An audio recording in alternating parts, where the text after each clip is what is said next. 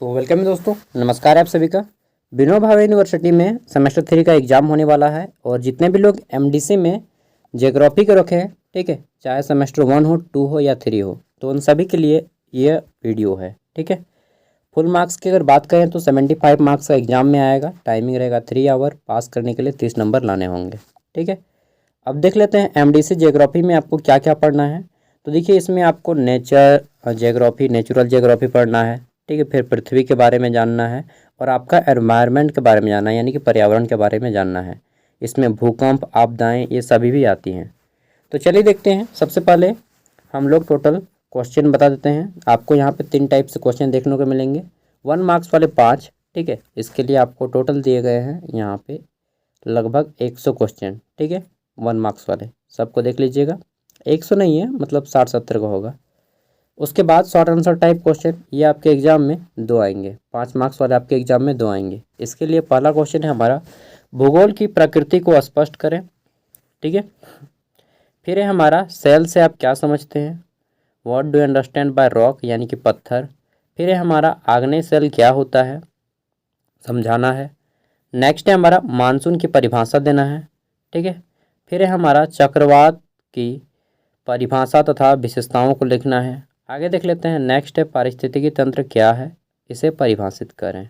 ठीक है, अगला है हमारा, किन्हीं 2 कृषि प्रकारों का उल्लेख करें। नेक्स्ट है, प्रवास से आप क्या समझते हैं, what do you mean by migration. ठीक है, आगे देखते हैं। तो क्वेश्चन है, मानचित्र का क्या महत्व है, मैप। ठीक है, अगला है हमारा, मापनी का क्या अर्थ है, what is the meaning of scale. फिर है, मापनी से आप क्या समझते हैं, what do you understand by scale. अगला क्वेश्चन है, अक्षांश और देशांतर को स्पष्ट करना है। अक्षांश किसे कहते हैं, देशांतर किसे कहते हैं। ठीक है, मैप में जो लाइनें होती हैं वो अक्षांश और देशांतर की बनी होती हैं और उन दोनों से बने जाल को ग्रिड कहा जाता है। चलिए आगे देखते हैं। तो ये आपके छोटे छोटे नोट्स इन टॉपिक पे। पहला है सुदूर संवेदन, रिमोट सेंसिंग। दूसरा है जीआईएस। तीसरा है जीपीएस और चौथा है हमारा रिमोट सेंसिंग, सुदूर संवेदन। ठीक है, सॉरी, तीनों वो है। पहला सुदूर संवेदन का ये नोट्स है। ठीक है, फिर हमारा जीआईएस का नोट्स है ठीक है, और जीआईएस का फुल फॉर्म होता है जियोग्राफिकल इंफॉर्मेशन सिस्टम। देन हम लोग बात कर लेते हैं, तो हमारा है जीपीएस। ठीक है, तो ये आपके जीपीएस, इसको बोलते हैं ग्लोबल पोजिशनिंग सिस्टम। ठीक है, आगे देख लेते हैं। तो यहाँ पे लॉन्ग आंसर टाइप का क्वेश्चन। इसमें पहला क्वेश्चन है कि पृथ्वी की उत्पत्ति के संदर्भ में बिग बैंग सिद्धांत का क्या है, इसके बारे में मूल्यांकन करना है। ठीक है, और है तो कितना सही है, कितना गलत है, कौन कौन से वैज्ञानिक का योगदान है। बिग बैंग थ्योरी के बारे में डिटेल में यहाँ पे दिया गया है। ठीक है, देखिए, किताब से आपको सभी चीज़ें पढ़ना है केवल, और नोट्स अपने से बनाना है अपने शब्दों में। यहाँ से नॉलेज लीजिए कि कैसा दिया गया है। ठीक है, तथ्यों को, और फिर इसको अपने शब्दों में याद कीजिए और अपने शब्दों में नोट्स बनाइए छोटा छोटा। अगला है हमारा, महाद्वीप एवं महासागरों के निर्माण संबंधी जो सिद्धांत हैं उन सिद्धांतों को बताना है। अगला है हमारा, वैगनर के महाद्वीपीय प्रवास सिद्धांत की विवेचना कीजिए। ठीक है, वैगनर में जो महाद्वीपीय प्रवाह का सिद्धांत दिया, किस आधार पर दिया है और क्या क्या इसमें तथ्य हैं, उन सभी तथ्यों को बताना है। नेक्स्ट हम लोग देख लेते हैं। तो हमारा अगला क्वेश्चन, इसमें पूछा गया है, भूकंप क्या है, उत्पत्ति के कौन कौन से कारण हैं भूकंप की उत्पत्ति की, ये पूछा गया है। ठीक है, what is earthquake, discuss its cause of origin. और भूकंप आप सभी को मालूम है, पृथ्वी के अंदर प्लेट्स हैं, वो प्लेट्स जब आपस में टकराते हैं तो भूकंप आता है।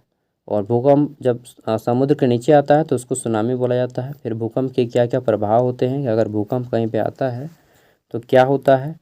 फिर है हमारा, वायुमंडल के संगठन और संरचना, किन किन परतों से मिलकर वायुमंडल बना है। ठीक है, ये सारी चीज़ें पूछी गई हैं। नेक्स्ट है, हम आगे देख लेते हैं। तो हमारा ये क्वेश्चन बहुत ही ज़्यादा इम्पोर्टेंट हो जाता है।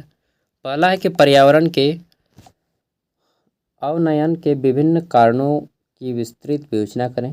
ठीक है, अगला है, पर्यावरण अवनयन से आप क्या समझते हैं, पर्यावरण अवनयन के मानवीय कारकों का वर्णन कीजिए।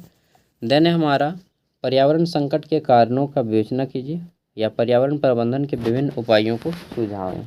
ठीक है, मतलब पर्यावरण से एक क्वेश्चन आपका रहेगा ही रहेगा। ठीक है, आगे देख लेते हैं। तो नेक्स्ट हमारा क्वेश्चन है, भारत के प्रमुख भू आकृतिक विभाग कौन से हैं, वर्णन करें। या भारत के भौतिक विभागों में बांटिए एवं प्रत्येक का विस्तार से वर्णन करना है।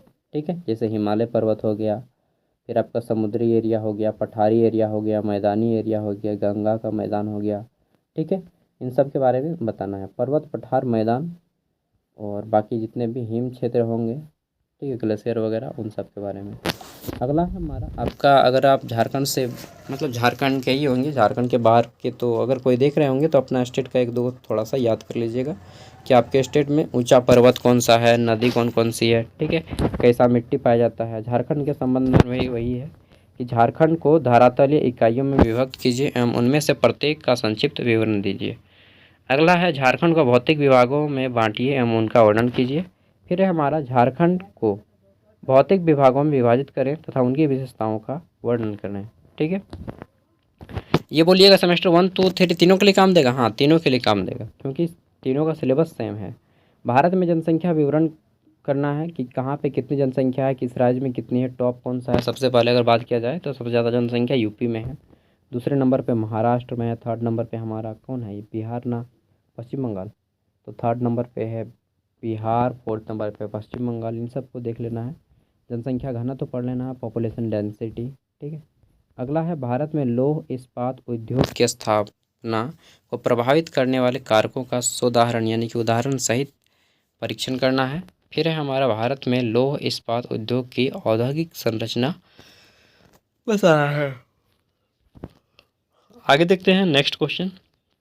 और टिस्को टेल्को, इसमें झारखंड का बहुत बड़ा योगदान है, इसको भी बताना है क्योंकि आप झारखंड से हैं।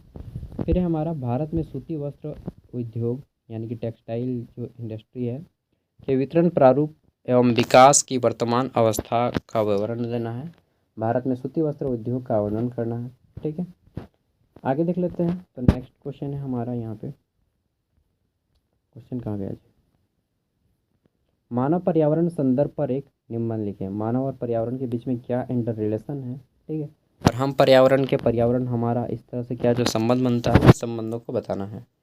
दोस्तों देखिए, ये मैं नोट्स पूरा का पूरा PDF में दे रहा हूँ वीडियो का डिस्क्रिप्शन में, ताकि जब आप खाली रहें, किताब ना हो आपके पास, तो आप इसे यूज कर सकें और पढ़ाई कर सकें। ठीक है, और साथ में जो लोग गेस्ट पेपर नहीं खरीदें खरीद लीजिएगा, प्रोफेसर गेस्ट पेपर आ गया है मार्केट में। ठीक है, थैंक यू, बाय, मिलते हैं नेक्स्ट वीडियो में। और जितने भी मेरे पास पेपर्स हैं मैं सबका डाल दूँगा। ठीक है, इसके साथ ही प्रीवियस ईयर क्वेश्चन पेपर और इम्पोर्टेंट क्वेश्चन भी मैं डाल दूँगा। थैंक यू, बाय, मिलते हैं एक अनदर वीडियो में।